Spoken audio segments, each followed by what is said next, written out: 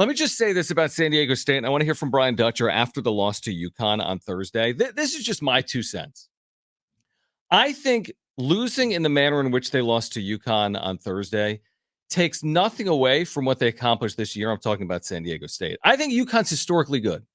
We'll see what they do between now and next Monday, if they are crowned back-to-back defending national champs or not. But the manner in which they are winning is truly incredible, and I don't think it takes anything away from San Diego State. I mean, the Aztecs have been in 4 Sweet 16 gyms, as you know. They've never been in back-to-back until this year. I mean, UConn's historically good, and San Diego State had a really good season. I think both things can be true. Here was Brian Dutcher, if you missed it, Thursday night, putting things in perspective as San Diego State's season ends in the Sweet 16.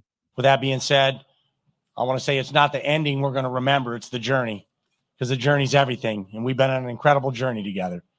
I take great joy here tonight with these 3 guys sitting next to me. The fact that they're 7-2 on college basketball's biggest stage over the last 2 years is something to take great pride in.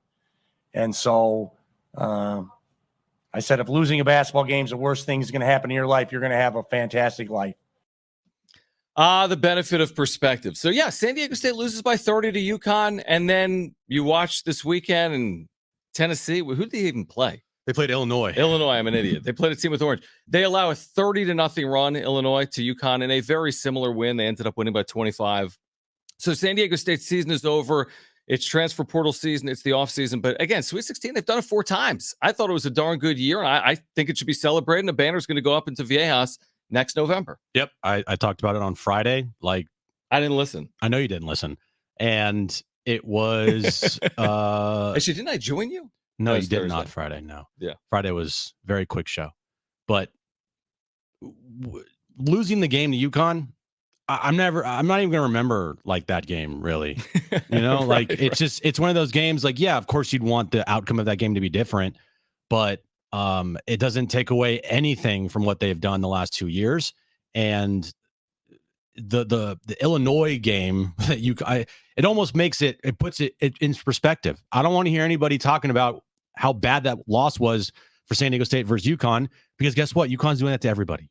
Northwestern, Illinois, San Diego State, probably first round opponent. And they'll probably do it to Alabama or NC State and Purdue, whoever they face in the national championship game. We'll see. I mean, we'll see. But yeah, it seems as if this was the talk heading into the game. We talked about it. Is UConn better than a national championship team from a year prior that won every game by double figures? And maybe they are, but San Diego State last year was 32-7.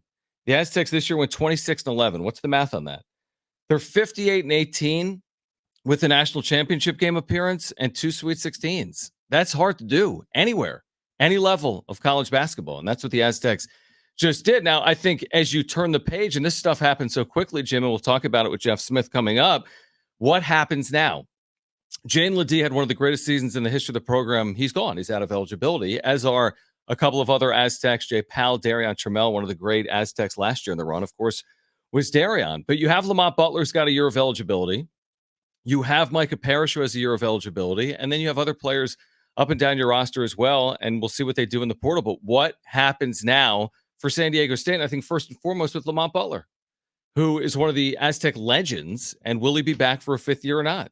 Yeah, said Friday that like this program is going to go through a lot of changes, but you believe in Dutch and you believe in his recruiting and you believe in the NIL, or not the NIL, the transfer portal, because he's done a fantastic job with that.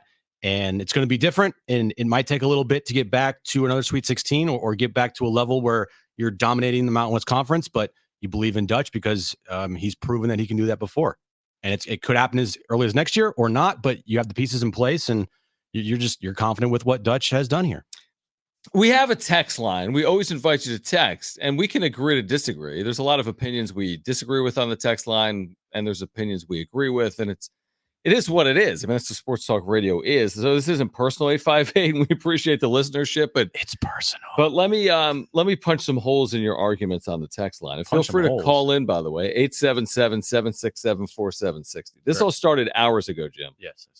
With all right, 858 said that was a very embarrassing loss. Stop sugarcoating it. We're talking about San Diego State, UConn. All right. Okay. So I wrote something back, and he said 30-point losses in the NCAA should never be spun in any way. Didn't they finish like 10-8 down the stretch? I then wrote back, no, they finished in the Sweet 16. And then he said, by beating a 12-13 seed like last year, let's keep it real, fellas. That's not where it ends. Let me start here, though.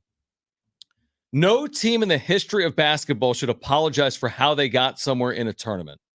I've never heard people talk about the 2014 UConn team, and this may not actually be accurate, that like went through like George Mason and a 13 and a 14 and an 8.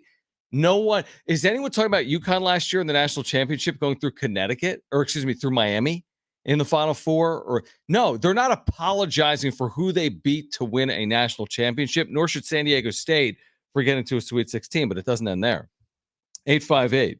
Oh, baby. Keep lowering expectations and talking about one random Final Four. What does that even mean? NC State hasn't been in the Final Four since 1983. Alabama's never been in the Final Four. No, 1980 with NC State. No, 83. 80 with Purdue. And never with Alabama. But it's one random Final Four. Bottom line, Aztecs faded down the stretch and were beat by 30 points. Ugly no matter how you spin it for your bosses. Aztecs are a good top 30 team that could go backwards under the current NIL construct. Not good. So let me just say this and then you can finish real quick. 858 number. I want to know, one, are you an Aztecs fan? And if you are, you're an idiot. Okay, John, continue. I mean, and even if you're not, you're an idiot, but still. There's no such thing as a random Final Four. If the Final Four is random, then why isn't the 30-point loss to UConn the other night random? Where are you talking about the number one seed they beat a year ago in the tournament in Alabama? And becoming the first team in the history of the Mountain West to get past the Sweet 16. They got to the Elite Eight, then the Final Four, then the National Championship. Does anyone have any concept of how hard it is to make a run? I just told you Purdue hasn't been in the Final Four in 44 years. And NC State hasn't been there since Jimmy V in 1983. And Alabama has never been there with their resources. And you want to, I was about to curse. Oh, John. I'm almost willing to. I mean, and you're going to try to diminish the last 2 years of San Diego State. Forget about the last 2 years. Try to diminish the last 25 years under Steve Fisher and Brian Dutcher. And I don't even care if they're making Sweet 16 runs. They went from nothing when they got here to the upper echelon of the sport, whether you like it or not. And I'm sorry if you don't.